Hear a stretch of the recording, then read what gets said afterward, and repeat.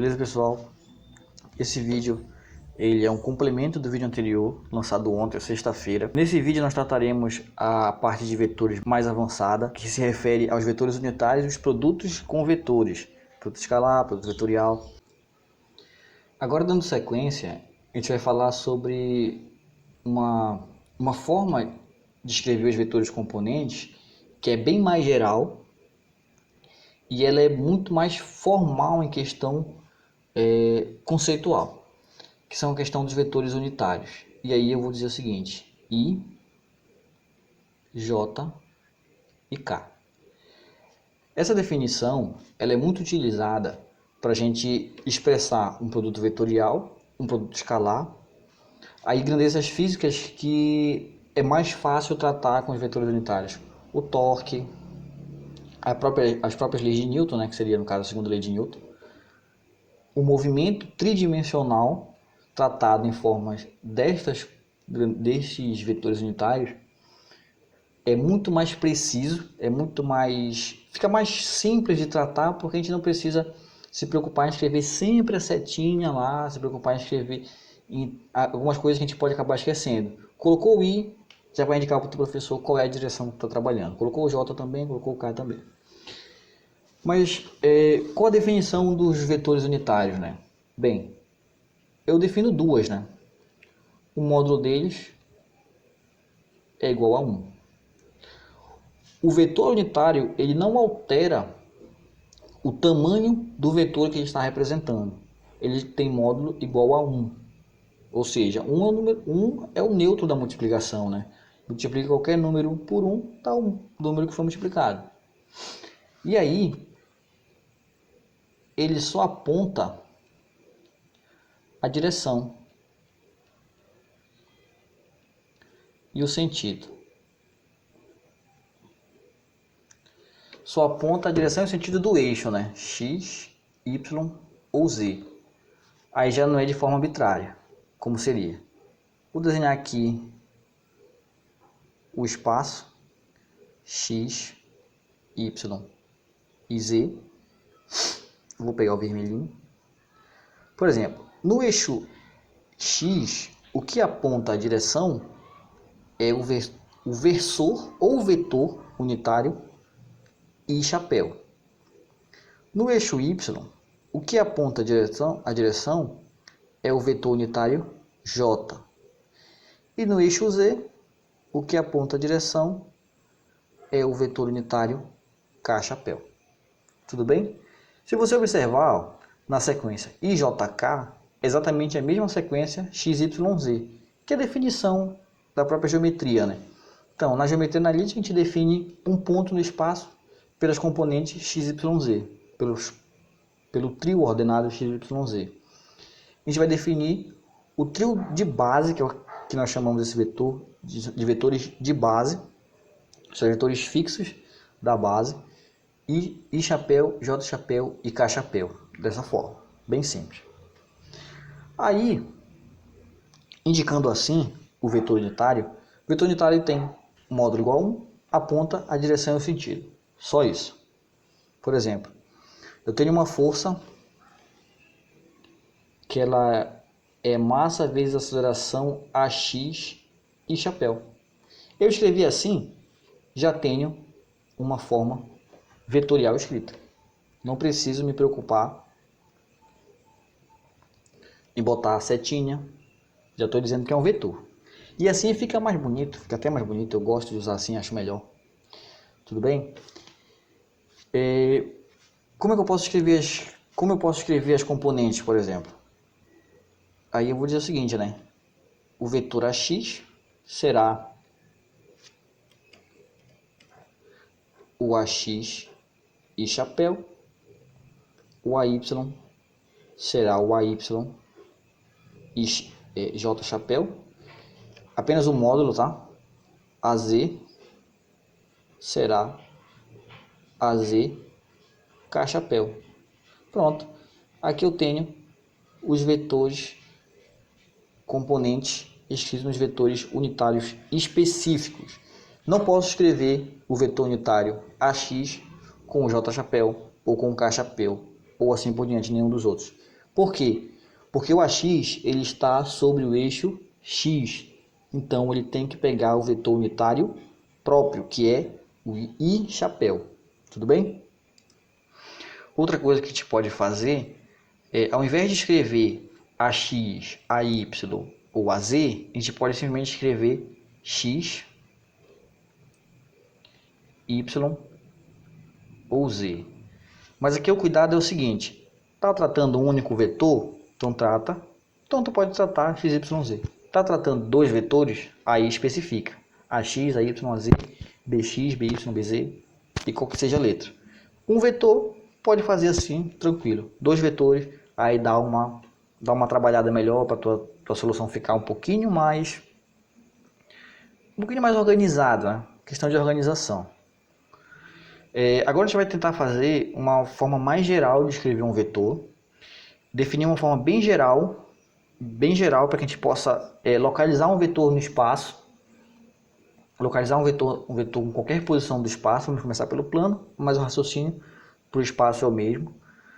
Localizar um vetor no espaço, sabendo as componentes dele e realizando uma soma de vetores ali. Tudo bem? Bora botar vetores em sequência para saber como é que a gente faz uma soma vetorial usando as componentes, e vou te dar uma definição mais geral do que é um vetor. Uma definição matemática mais geral. Bem, a definição mais geral de um vetor é escrever ele desta forma aqui, onde os índices 1 corresponde ao início do vetor, início, e o 2 corresponde ao fim do vetor. Sabendo isso, a gente pode realizar uma soma vetorial simplesmente algébrica, mas bora fazer com um tratamento mais geométrico, para a gente poder pensar tanto algébrico quanto geométrico e tentar casar os dois.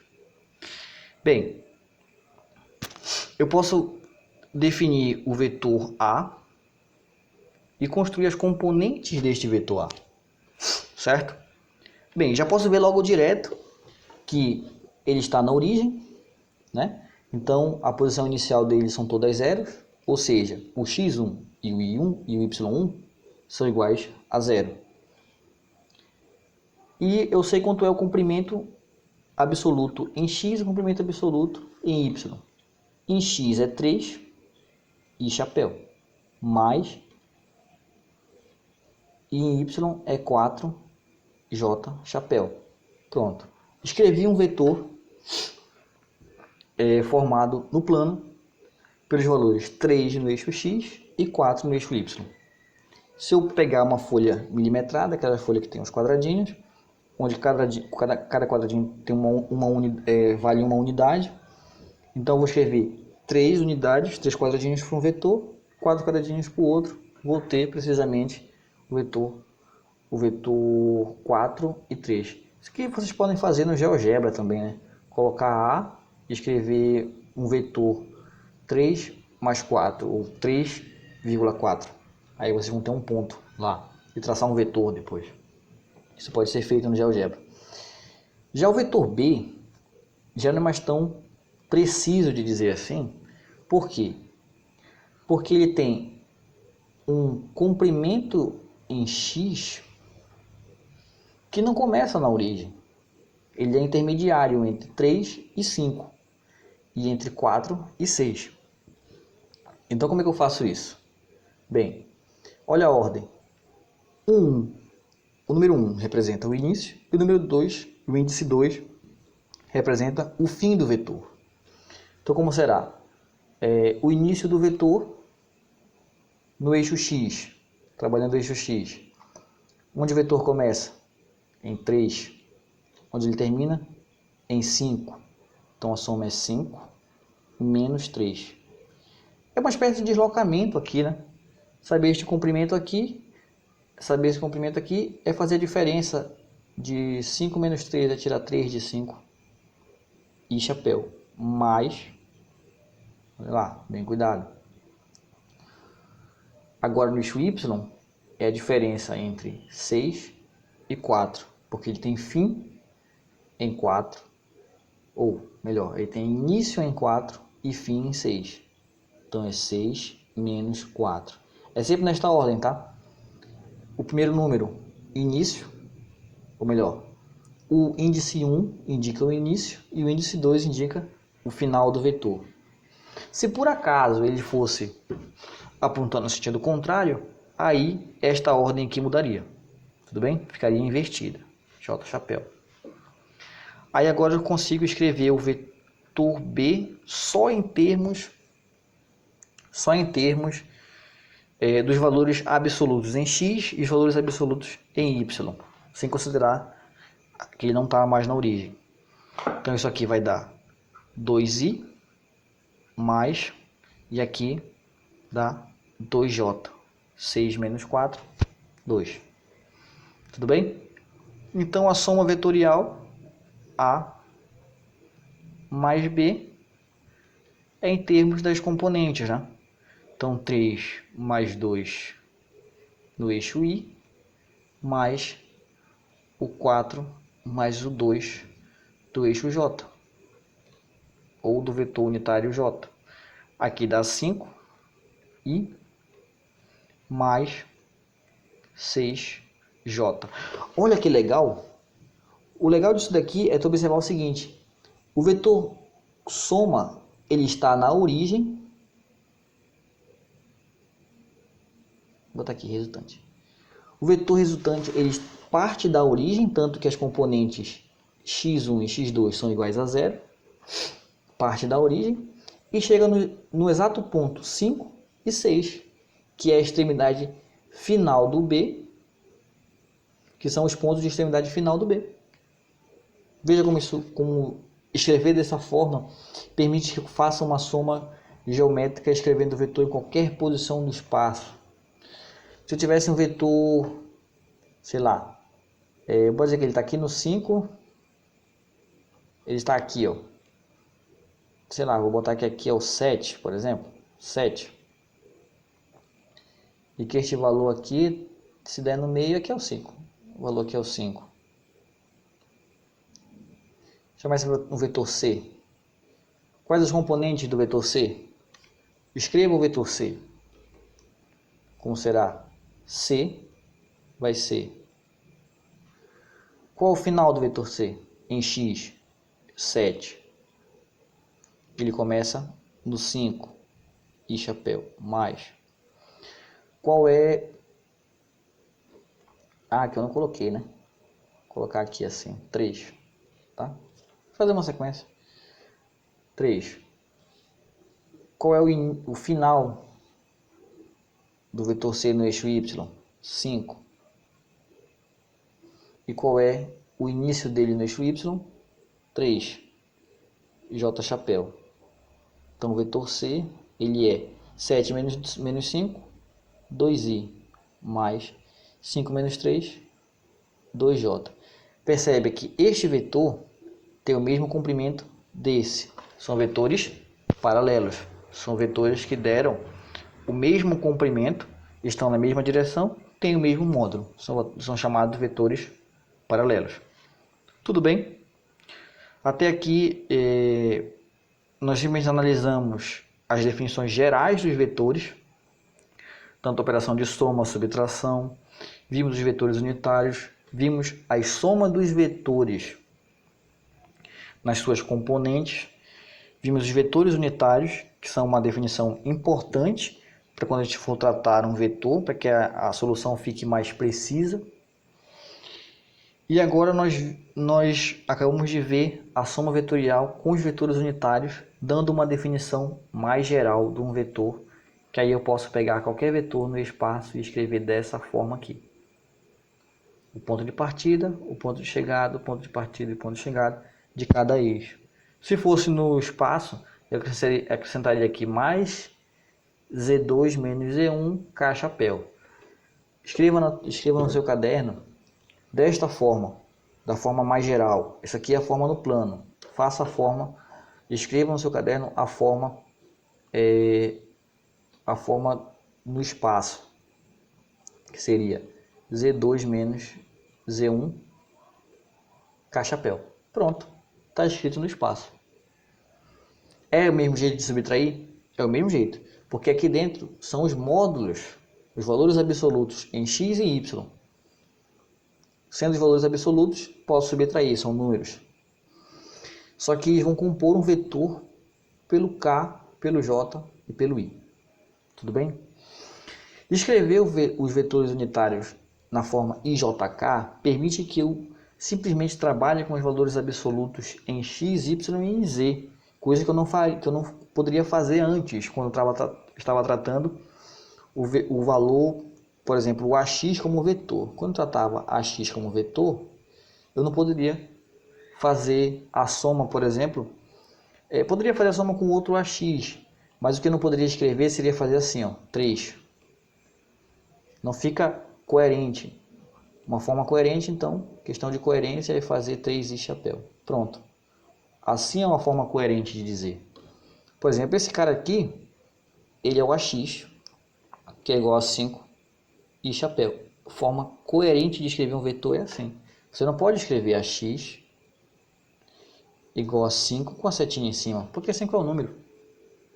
Não fica bem preciso, você não está precisando, não está dando uma precisão de qual é o eixo que você está trabalhando. Agora, se você tem todo o cuidado de escrever com i chapéu, você está dizendo que este valor 5 está sobre o eixo y, sobre o eixo x, calma, que o valor 5 está sobre o eixo x. Tudo bem?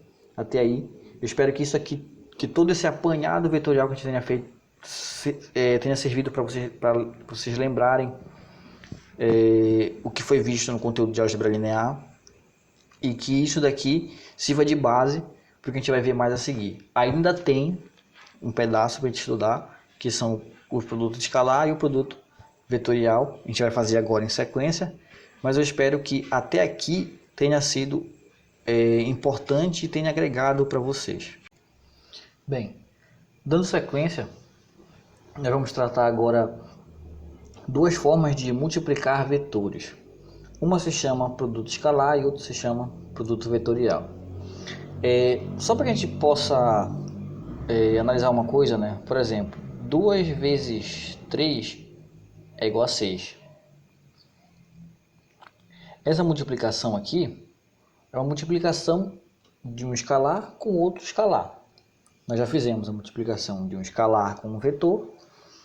E agora eu mostrei para vocês todo mundo sabe, né? Uma multiplicação de dois escalares.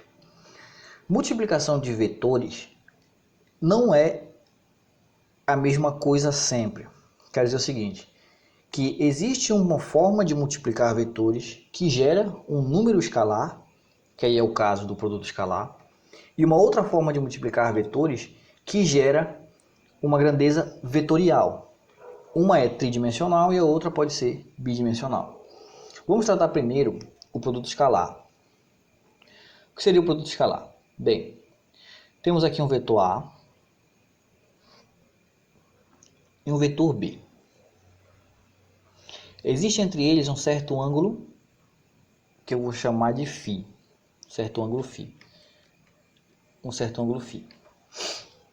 O produto escalar vai me dizer o quanto, ou melhor, qual a quantidade do vetor B está escrita sobre o vetor A, ou seja, a projeção do vetor B sobre o vetor A.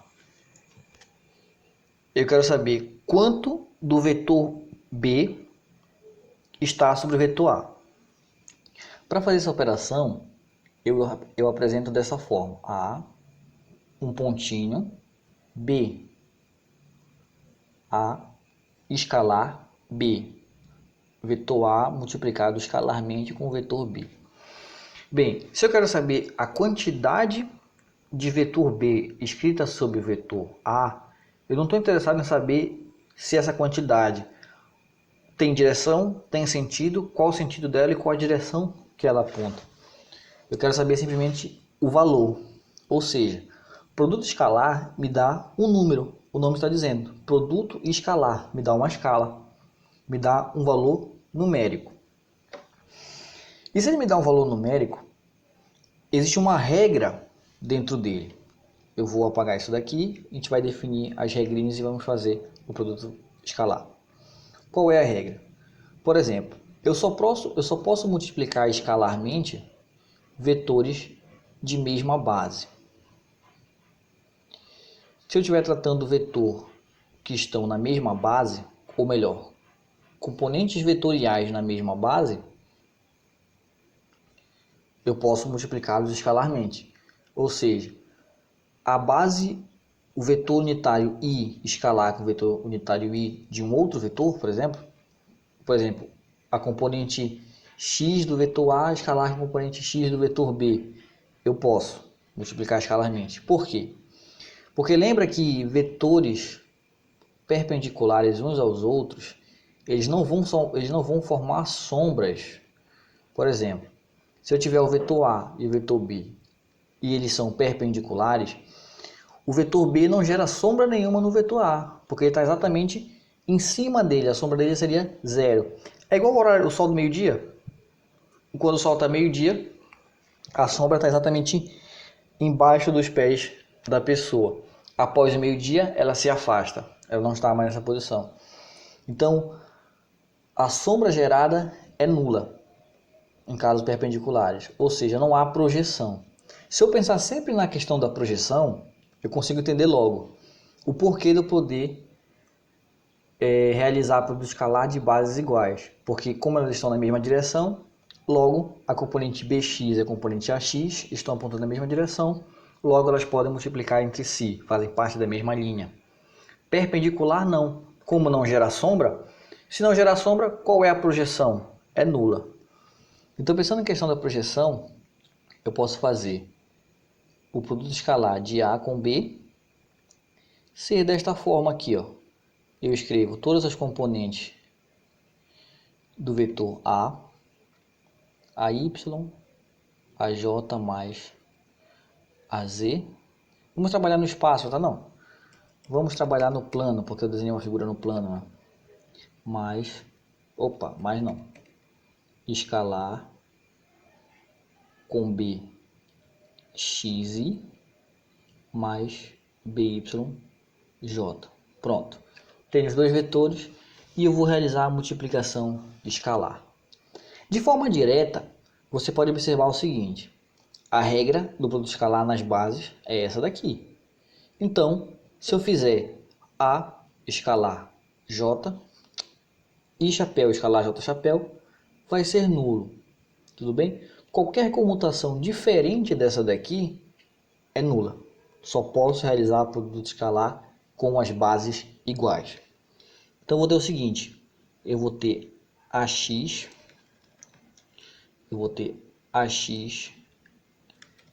BX e chapéu escalar e chapéu. Lembrando que o AX ele é um número.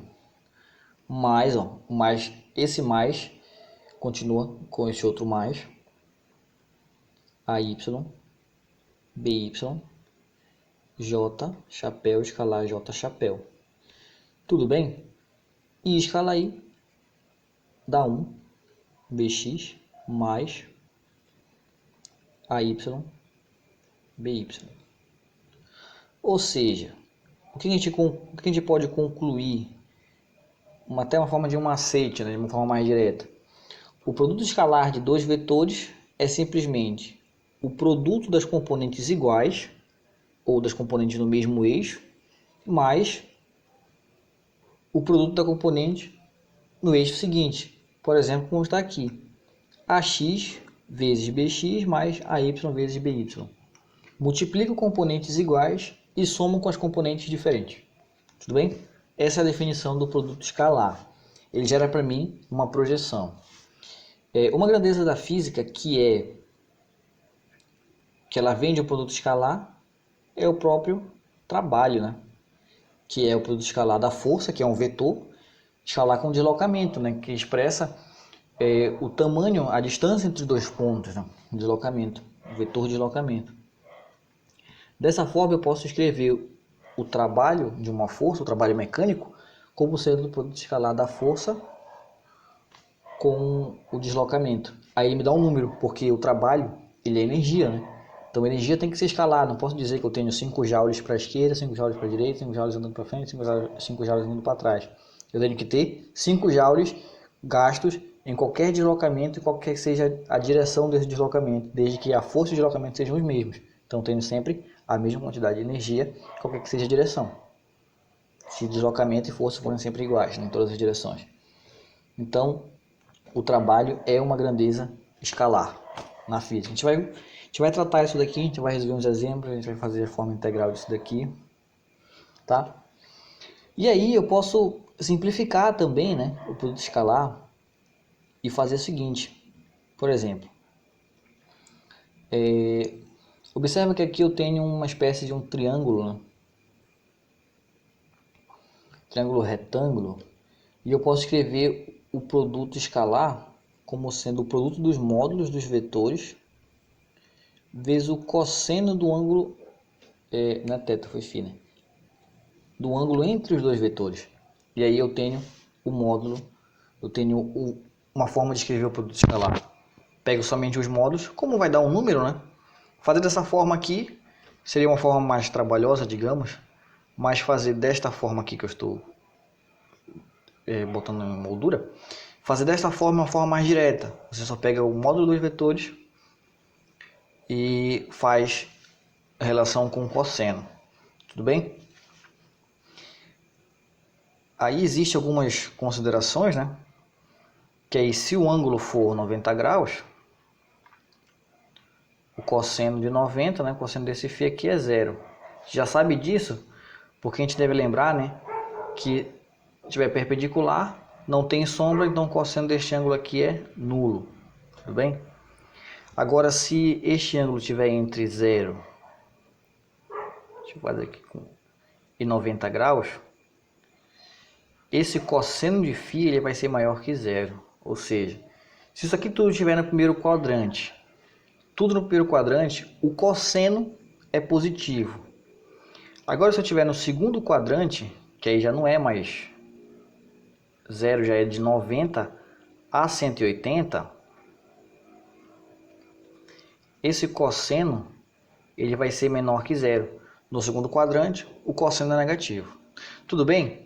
Então, a definição do produto escalar é o seguinte: é o produto das componentes iguais mais o produto de outras componentes iguais.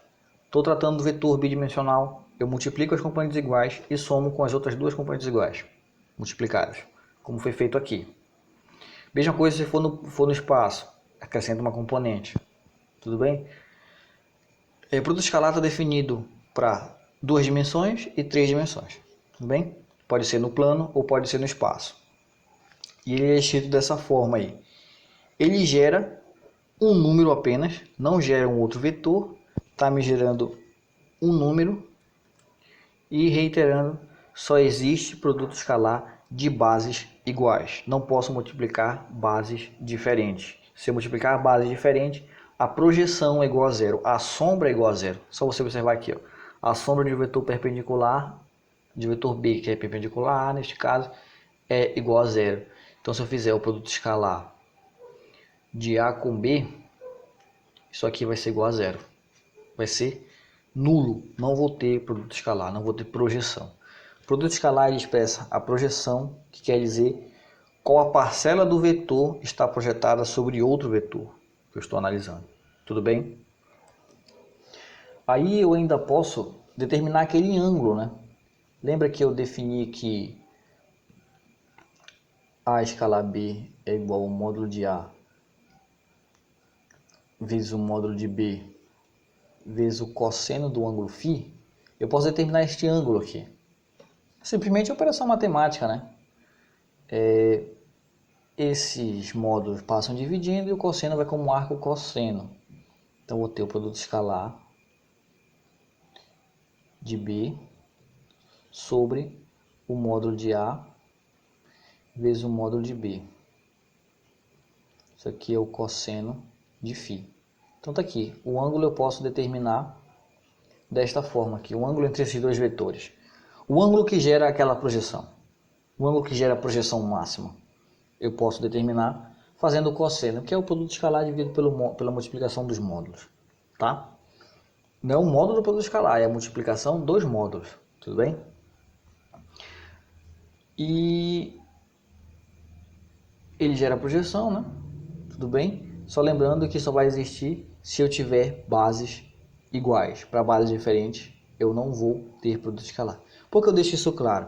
Porque sempre acontece da gente resolver, por exemplo, um produto escalar e querer fazer todas as componentes, todos os passos, né?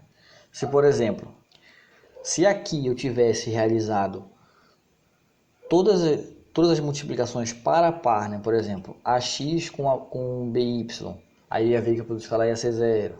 Se tivesse feito tudo isso, eu ia fazer uma conta muito longa sem necessidade. Eu tenho que ter logo na minha mente, só existe produto escalar quando as bases são iguais. E aí eu já elimino qualquer multiplicação desnecessária, qualquer análise que seja desnecessária. Já vou direto, I com I, J com J. Tudo bem? É sempre componente de bases iguais. Tudo bem? Aí eu posso pegar a mesma figura e tentar trabalhar em cima dela o produto vetorial. O produto vetorial ele é definido como A, x, B. Isso aqui não é bem um x, tá? Isso não é um x exatamente. É uma forma matemática que representa o produto vetorial, tá? Então A vetorial B é o produto vetorial desses dois vetores. E ele está dizendo exatamente o que? Bem, o produto vetorial ele não é definido simplesmente no plano. Ele tem que ser definido de forma geométrica no espaço. Como? Digamos que eu tenho aqui um plano, uma folha de papel, né? Aí nessa folha de papel está contido o vetor A, está contido o vetor B, e existe entre eles um certo ângulo φ, um ângulo mínimo entre eles.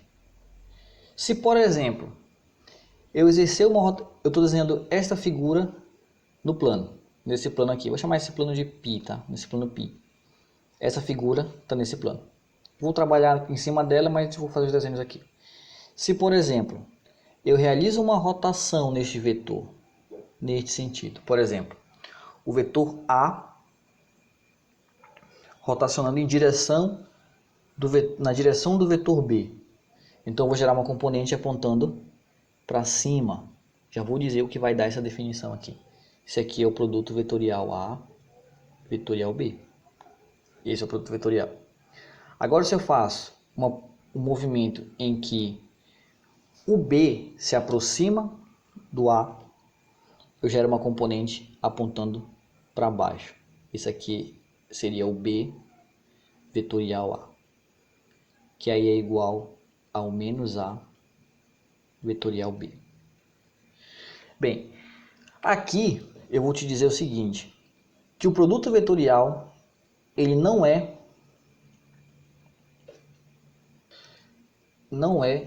comutativo. Ele não é comutativo. Ou seja, se eu fizer o produto A vetorial B, eu estou dizendo que o vetor A ele está sendo rotacionado em direção ao vetor B. Se eu fizer o produto vetorial B vetorial A, é o B que está rotacionando na direção do A. Ou seja, não há comutatividade. Não é a mesma coisa A vetorial B e B vetorial A. Não é a mesma coisa.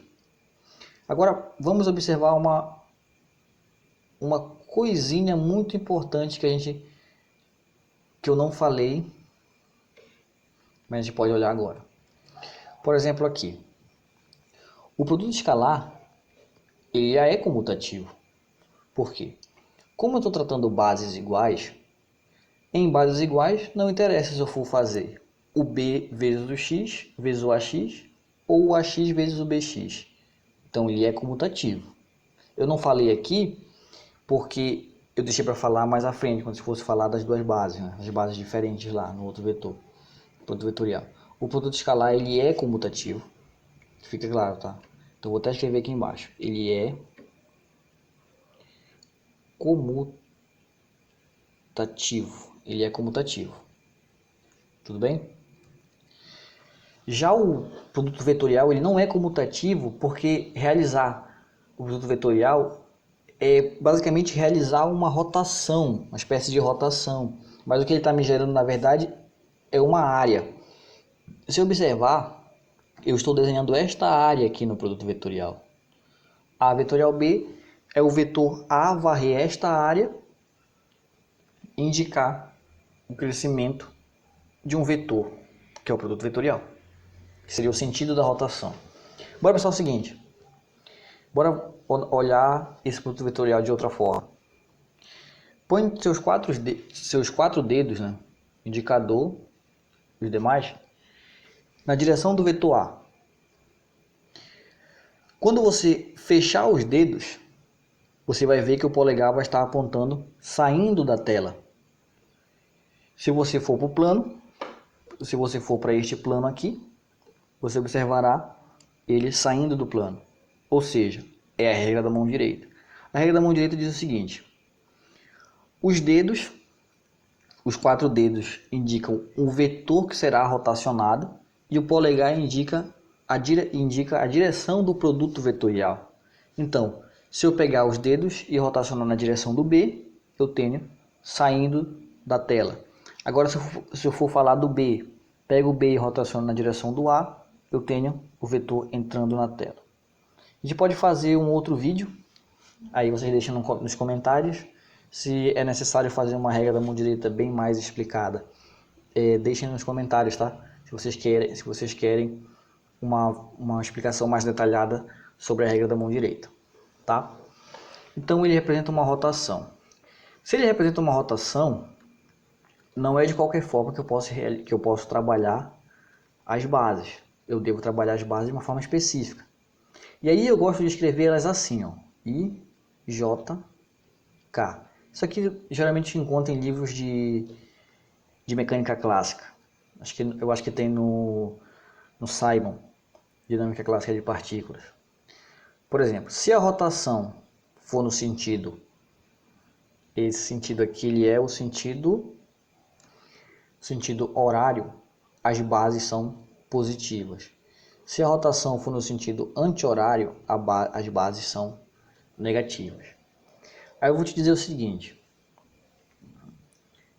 como eu estou realizando rotação, eu não posso rotacionar os eixos na mesma direção. Por exemplo, eu não posso rotacionar o eixo X sobre o eixo X. Eu tenho que rotacionar ele em direção ou do Y ou do Z. Sendo assim, eu só posso ter produto vetorial de bases diferentes, tipo I vetorial J, aí J vetorial K e K vetorial I, sempre respeitando esta ordem aqui, ó. Nesse sentido é positiva, nesse sentido aqui é negativa. Aí qual é a lógica? Por exemplo, o produto vetorial segue uma sequência. O que sobra é o que será a igualdade do produto. Por exemplo, I escalar J, sobra o K. J escalar K, sobra o I. E K escalar I, melhor dizendo, K escalar I, sobra o J chapéu. E se fosse os comutados, se fossem as comutações contrárias, por exemplo, J escalar I, K escalar J e I escalar K. Vão dar exatamente os mesmos valores, só que com sinal de menos. Observe, menos K chapéu, menos I chapéu, menos J chapéu, porque o sentido é contrário. I com K, sobra o J. K com J, sobra o I. E o J com o I, sobra o próprio menos K. Tudo bem? Essa ainda é uma base do produto vetorial, a gente ainda vai tratar umas coisas mais complicadas à frente, ainda tem alguns detalhes, mas até aqui a gente já tá observando que o produto vetorial ele já tem um rigor matemático maior, e o que resta agora é a gente definir a forma mais precisa de realizar o produto vetorial, tá?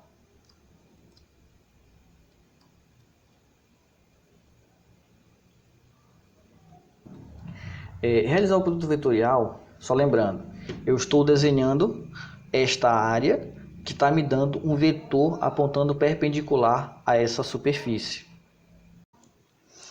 Então, a forma mais simples para definir um produto vetorial é você aplicar um determinante dos vetores componentes com as bases.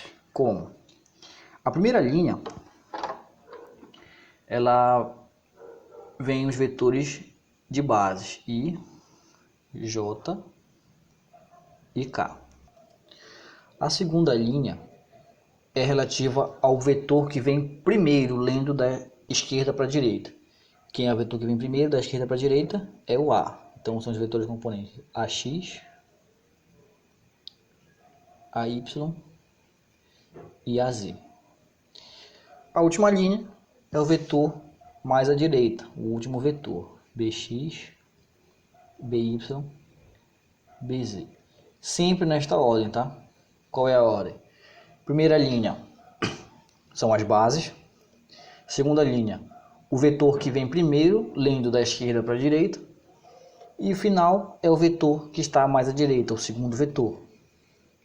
Outra regra, as colunas, a primeira coluna é toda referente ao eixo X, a segunda coluna é toda referente ao eixo Y e a terceira coluna é toda referente ao eixo Z. Qualquer que seja produto vetorial, qualquer produto vetorial que surgir, até os famosos operadores, né? O operador nabla, operador, por exemplo, produto vetorial rotacional de A, essa definição aqui, se resolve do mesmo jeito. Só que, claro, isso daqui, quando estiver falando de eletromagnetismo, eu vou trazer uma forma bem detalhada para a gente analisar isso daqui com mais calma. Tudo bem? Então, voltando. Eu posso fazer determinante. E como eu calculo este determinante?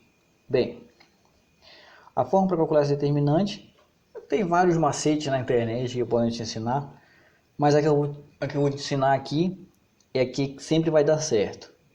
Pega a primeira e a segunda linha e repete depois desta barra aqui. I, AX, BX, J, AY, BY. Beleza. Agora você faz primeiro a diagonal principal, que é neste sentido aqui, diagonal principal, 1, 2 e 3 elementos, diagonal principal. Quais os elementos da diagonal principal? Vou fazer aqui, na diagonal principal, eu tenho I chapéu, AY, BZ, mais J chapéu, AZ, BX, mais K chapéu, AX, BY. Perceba que do produto vetorial eu posso ter multiplicação de base não, né? De vetores, de componentes dos vetores simultâneos, né? Eu não poderia ter, por exemplo, no produto escalar, um AY com BX ou um BZ. No produto vetorial eu posso. Mas o que vai distinguir no produto vetorial é o surgimento desta base aqui. Tudo bem? Tem que existir uma outra base, uma outra multiplicação que tenha a mesma base. Tudo bem? Agora na diagonal secundária, a gente faz o produto e multiplica por menos. Então, eu tenho este valor, este aqui e este outro valor aqui. Vamos pegar um pincel branco. Então, menos K chapéu, AY, BX. Tanto faz a ordem, tá? Eu quis deixar nessa ordem aqui para ficar do jeito que está aqui na frente. Menos, segunda linha, essa linha aqui. Eu tenho um AZ, tenho um J, não é um J, é um I chapéu. I chapéu, AZ, BY, menos um J chapéu, que aqui vai ser AX, BZ. Tudo bem? Eu Vou apagar essa parte aqui. Então, né, vamos escrever as componentes aqui, né? Agrupar as bases iguais, já botando as bases em evidência. Por exemplo, e chapéu, eu vou ter AY, BZ menos AZ, BY, mais J, AZ, BX menos AX, BZ, mais K, AX, BY menos AY, BX. Observe o seguinte, o segundo termo, né, o segundo elemento da mesma base, ele é sempre o primeiro com os índices trocados e o sinal de menos. Como assim? Por exemplo, AYBZ é sempre menos AZBY. Observe que essa regra ela é obedecida por todas as componentes. Pause o vídeo e analise. Assim você consegue observar o seguinte, que se eu fizer só a diagonal principal, eu já sei quem é a diagonal secundária, acrescentando o sinal de menos, subtraindo, né? Menos, mudando os índices das letras. Simples. Tudo bem? Só para a gente recapitular, a gente tem a questão das bases, né? Que essas bases seguem este desenho aqui, sentido horário positivo, e no sentido anti-horário são negativa. É sempre isso aqui. É sempre na sequência e o que sobrar é a igualdade. Tá? É só você retornar ao vídeo, a gente tem isso escrito anteriormente, lá atrás. Então, pessoal, essa foi a nossa contribuição do canal Grade Física para o estudo de física.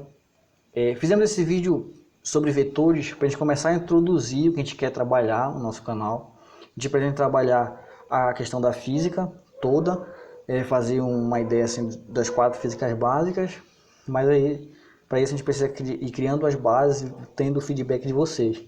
Então eu peço que, se vocês gostaram do vídeo, vocês curtam e deixem o comentário de vocês lá, com uma sugestão que a gente possa, tanto metodológica, que a gente possa adotar, ou uma sugestão de algum conteúdo. Por exemplo, vocês querem algum conteúdo de imediato, aí dependendo dos comentários a gente pode tentar fazer um vídeo mais voltado para esse conteúdo que vocês querem, beleza? Então é isso, pessoal.